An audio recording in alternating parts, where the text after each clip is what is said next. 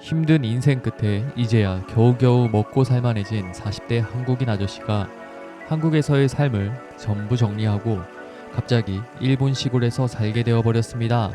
한국 사람들에겐 생소한 군마라는 이 시골의 월세집은 대체 어떤 모습일지, 한국의 집과는 뭐가 다른지 지금부터 같이 한번 구경해 보시죠.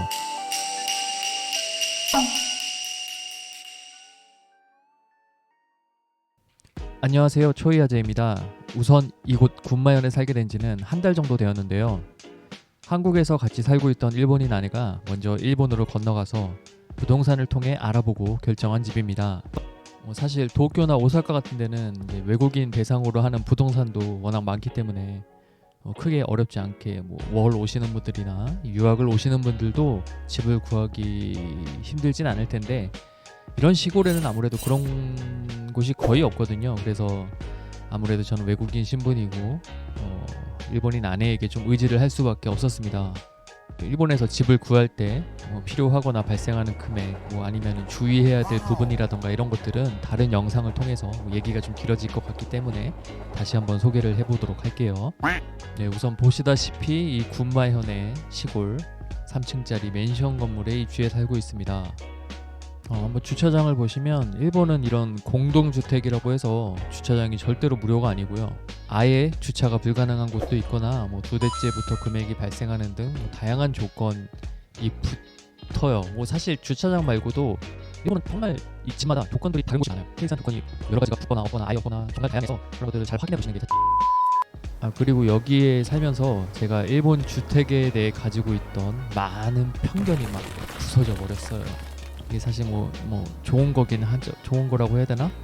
근데 우선 그 편견 하나 깨진 게, 이 건물은 콘크리트입니다. 일본 주택은 대부분 목조라는 편견이 깨져 버렸어요. 사실 집을 구할 때 아내에게 이왕이면 콘크리트가 좋겠다라고 말한 것도 있지만, 나하고 한판 붙겠다는 거야? 이 주변을 돌아다니다 보면은 의외로 콘크리트로 만든 듯한 맨션, 이런 공동주택들이 굉장히 많이 보입니다. 그리고 아직도 일본은 열쇠만 고집한다는 편견도 깨져버렸습니다. 인터넷 같은 데서 보면 자연재해가 많아서 이런 디지털 방식의 보안 체계를 신용하지 못한다고 알고 있었는데, 또 그렇지만도 않은 것 같네요. 물론 여기 군마현이 지진이 거의 없는 동네이긴 합니다. 그리고 생각보다 전혀 아날로그하지 않습니다. 여러 가지가요. 한국에서도 신혼집으로 신축에 살았었는데 현관의 택배함이라던가 이런 것들 보면은 더 디지털적인 느낌이 듭니다. 키를 찍고 들어가 보면 일단은 엘리베이터는 없고요. 저희 집은 3층입니다. 현관으로 들어가 보면 뭔가 느낌이 쎄하다는 거를 느꼈는데, 왜인지 복도는 건물 내부가 아니라 한층 외부로 노출되어 있는 형태입니다. 네, 그리고 현관에 도착했습니다. 당연히 공동현관처럼 열쇠는 사용하지 않고요. 한국에서는 번호로도 들어가는 현관이 많은데 여기는 키로만 가능합니다. 그리고 현관문 위에 화재 알림 등이 있네요. 오늘 처음 알았습니다. 부디 저게 울리는 날은 없기를 기원해 보겠습니다. 다행인가? 일본 집에 대한 편견이 깨지지 않은 것 중에 하나, 바로 현관을 들어가면 복도 형태인 집이 많다는 것입니다. 우리나라의 중소규모 집들을 보면은 대부분 현관을 중심으로 펼쳐진 느낌이 있다고 한다면, 일본은 복도를 따라서 이렇게 이어져서 많은 것들이 있는 느낌이 좀 있습니다. 이게 한국과 일본의 전통적인 집 형태가 달랐기 때문에 현관은 이렇게 신발장이 있고 우산 보관함 등이 있습니다. 평범해요. 단지 한국에서 대부분 신발을 버리고 수밖에 없었어서 참 더 심플하네요. 그리고 이 현관을 들어와 보면 이 바닥이 좀 신기해요. 여기만이 아니라 걷다 보면 미묘하게 물렁물렁하다고 해야 하나? 이게 알고 보니까 이게 층간 소음 방지용으로 쿠션감이 살짝 있게 만들어진 바닥재라고 하네요. 그리고 이렇게 문에 고정시키는 이런 장치들이 달려 있더라고요. 아주 편리하게 이용하고 있습니다. 신기해요. 그리고 뒤에 이렇게 붙박이 수납장이 있습니다. 집에 꽤 붙박이 수납장이 많아요. 덕분에 이게 수납용으로 가구를 살 돈이 꽤 절약이 되었어요. 물론 한국에서 신혼가구 장만했던 거를 1년 만에 다 팔거나 버리고 온 걸 생각하면 한숨만 나지만요. 화장실은 많이 알고 계시듯 건식의 아주 좁은 화장실입니다. 사실 이게 제일 제가 걱정됐던 부분 중에 하나였는데요. 이게 워낙 습식 화장실에 익숙해져 있기도 하고 뭐 곰팡이 등이 잘 생긴다고는 하지만 이제 깨끗이 물 청소만 하면 이게 넓고 환기도 잘 되는 이미지가 있었는데 근데 뭐 청소야 뭐 결벽증 비스무리한 게 있는 아내가 워낙 깨끗이 해주고 있고요. 냄새가 좀 걱정이었는데 이게 이 좁은 곳에서 냄새가 갇혀서 지옥이 돼버리는 게 아닌가 했는데 네, 그 환풍기가 정말 강력합니다. 이게 몇 분만 지나도 아무 냄새도 안 나요. 너무 상쾌해져요. 화장실의 잠금 장치는 이렇게 약간 특이한 느낌입니다. 네, 그리고 드디어 현관과 화장실을 지나 주 생활 공간인 거실에 들어왔습니다. 넓이는 일본 부동산에서 준 자료에는 10 어쩌고 한자로 써 있어서 이게 당연히 10평인 줄 알고 와 넓다라고 생각하고 있었는데 이게 10평이 아니고 다다미 한 개의 넓이 단위인 1조더라고요. 즉 제가 생각한 넓이의 절반이었습니다. 예, 그쵸. 시골이라고 무조건 싸고 넓을 거라 생각했던 내가 나빠. 뭐 사실 당연한 소리지만 도쿄나 오사카, 그 서울에 비하면 월세 싸고 넓은 건 맞습니다. 자, 이렇게 들어와 보면 거실에는 북쪽을 향해 작은 창문이 하나 있고요. 위에는 이중 커튼 레일이 어떤 창문에건 기본적으로 달려 있습니다. 에어컨과 리모컨, 그리고 랜선이자 와이파이 공유기, 인터넷이 무료 제공이고요. 공유기가 이런 식으로 바로 연결되어 있어서 좀 신기했습니다. 그리고 그 옆에 있는 이 크고 네모난 녀석은 또 환풍기입니다. 아래에 있는 레버를 통해 열고 닫기가 가능하고요. 이렇게 보시면은 심지어 창문마다 환풍 기능이 달려 있어요. 정말 환기에 진심인 나라 일본입니다. 창문도 일본답게 격자로 패턴이 들어가 있고요. 아쉽지만은 이중 샤시 따위는 존재하지 않습니다. 한국보단 덜 춥다고는 하지만 온돌도 없고 솔직히 겨울이 좀 두렵습니다. 지금 일본 공동주택에는 발코니가 무조건 있고요. 저희 맨션은 3층짜리인데 이렇게 대부분 주위 주택들이 2층으로 지어지다 보니 한국에서 18층 아파트에 살아도 운 없으면 전망이 가려지는 것과는 대비되긴 합니다. 저 끝에 있는 건 가스 보일러, 그리고 빨래 건조대가 기본적으로 달려 있고요. 혹시 그거 아시나요? 일본의 태양은 한국의 태양과 다른 존재입니다. 그렇지 않고서야 이렇게 뜨거울 리가 없어요. 이런 태양이 있으니 건조기가 굳이 필요가 없긴 할 것 같아요.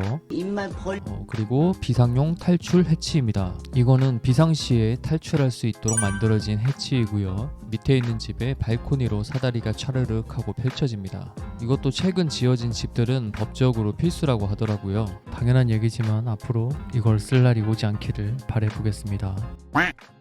자, 그리고 다시 거실로 돌아와 보면 보일러 세팅기와 인터폰이 보입니다. 인터폰은 뭐 특별할 건 없고요. 이 보일러 세팅이 온수랑 욕조가 각각 세팅이 가능하고 버튼 하나 눌러두면 욕조에 미리 세팅한 온도와 물 양만큼 물이 자동으로 받아집니다. 아주 편리해요. 그리고 만약에 욕조에 들어가 있을 때 물이 식으면 자동으로 다시 데워지기도 한답니다. 외출했을 때는 예약도 할 수 있는데 사실 체감상 물 받아지는데 10분도 안 걸려서 그냥 눌러놓고 텔레비전 보고 있으면 벌써 라고 생각될 때가 많습니다. 사실 샤워 문화에 익숙한 한국인의 입장에서 굳이 매일매일 욕조에 모공을 담궈야 되냐라고 생각하실 수도 있는데 이게 한번 빠져들면 이게 쉽게 벗어나기 힘들어요. 좋던데요. 대신 매일매일 욕조 청소하는 거는 좀 귀찮게. 자, 여기 다시 순서가 좀 달라졌지만 욕실과 세면 공간, 런드리 존, 뭐라고 해야 되죠? 아무튼 그런 곳입니다. 거실과는 단차가 좀 있고요. 대부분 이렇게 욕조나 세면 공간 같은 게 모듈식으로 분리되어 있는 게 일본 욕실의 특징이기도 하죠.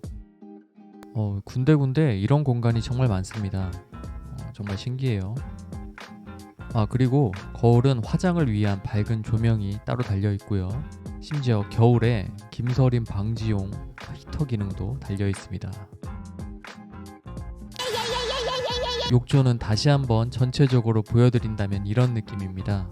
저 환풍기도 진짜 강력합니다. 오죽하면 봉에 빨래를 걸어두고 건조를 시킬 수 있을 정도입니다. 실제로 사용하진 않지만요.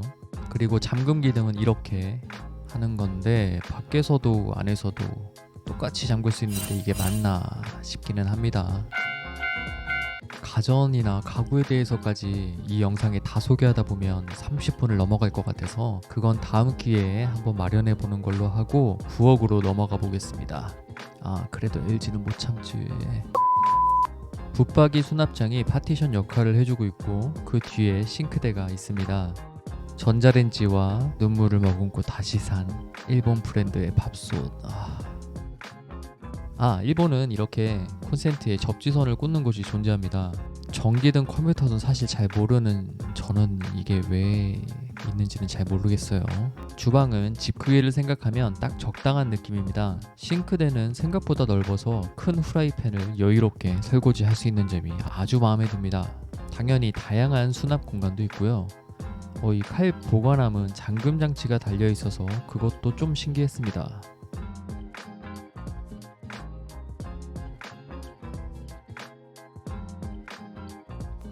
이런 느낌의 가스레인지 사실 저 어릴 때 봐왔던 타입인데 30년 전의 형태를 유지한 채 최신 기술로 내용물만 바뀐 느낌이랄까요? 뭔가 기분이 묘합니다. 알람 기능도 달려 있고요. 가스레인지에 건전지 들어가는 거 모르는 분도 많더라고요. 틀딱? 예. 이 그릴이 있긴 한데 쓰기나 하겠나라고 생각을 했는데 생선 아주 맛있게 구워 먹고 있습니다. 생각보다 냄새도 거의 안 나고요. 여기에도 수납 공간이 있는 거 저 오늘 처음 알았습니다. 아마 영상 안 찍었으면 이사 갈 때까지 몰랐을지도. 냉장고를 둘 수 있는 공간은 이렇게 정해져 있는데 이게 꽤 좁아가지고 냉장고 구매에 제한이 생길 수밖에 없는 건 좀 아쉬웠습니다. 환풍기는 그냥 환풍기입니다. 네, 드디어 마지막 공간인 방으로 가볼까 합니다. 여기도 소개 자료에는 6.13이라고 써 있어서 이게 6평인 줄 알았는데 현실은 3평입니다. 저 구석에 붙박이장들은 방 크기에는 안 들어가고요. 아주 편리하게 사용 중인 고정장치와 에어컨. 너 없었으면 진짜 일본에서 못 산다. 고맙다 파나소닉. 그리고 북쪽으로 난 작은 창문이 하나 있는데 여기에서 한국에서는 절대로 찾아볼 수 없는 거 하나, 바로 셔터가 달려 있습니다. 다른 창문에도요. 이게 기본적으로는 방범용 같긴 한데 3층인데 아무튼 태풍 같은 자연재해 방지용 같기도 하더라고요. 뭔가 좀비 사태라도 일어나지 않는 한 잘 쓸 것 같진 않습니다. 자, 또 하나 일본 집만의 특이점이 나타났습니다. 이런 건조대조차 설마 붙박이일 줄이야. 너무 별로라 이게 때려 했는데 이게 현실의 패배에서 흐린 날 사용 중에 있습니다. 패배. 그리고 왜인지 유일하게 다른 패턴의 벽지와 안에 취향이 듬뿍 담긴 커튼. 적을 도저히 막을 수 없습니다. 그리고 다른 벽면에는 붙박이 장롱 2개가 준비되어 있습니다. 프리랜서인 아내와 현 프로 PC러인 저의 작업실 겸 침실이기 때문에 침대를 두기보다는 바닥 매트를 두고 생활 중이라서 낮에는 고이 안에 매트를 모셔두고 있습니다. 아내와 저의 작업 공간입니다. 저는 작업 공간이라도 해도 될지는. 제가 사용하려고 구매했던 모니터 받침대를 뺏기고 마이크 구매할 때 같이 딸려온 박스를 대신 사용하고 있습니다. 하하. 그래도 사랑하시죠? 자, 여기까지 월세 69,000엔, 관리비 4,000엔까지 합쳐 총 73,000엔에 시골 동네 1LDK 일본 맨션을 소개해드려 보았는데요. 이 아저씨가 갑자기 시골 군마에 살게 되면서 겪는 다양한 에피소드와 한국인은 잘 모르는 소도시 군마현과 그 주변의 이색적인 여행 스팟들도 종종 소개해드릴 테니깐요. 구독과 좋아요로 응원해주세요. 응원만 해주신다면 노예처럼 열심히 영상 업로드해서 보답하도록 하겠습니다. 긴 영상 끝까지 봐주셔서 정말 감사합니다. 제발 다음 영상에서 만나요. But now you're out of time.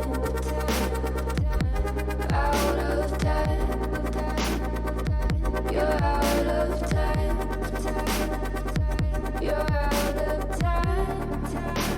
And now you're out of time.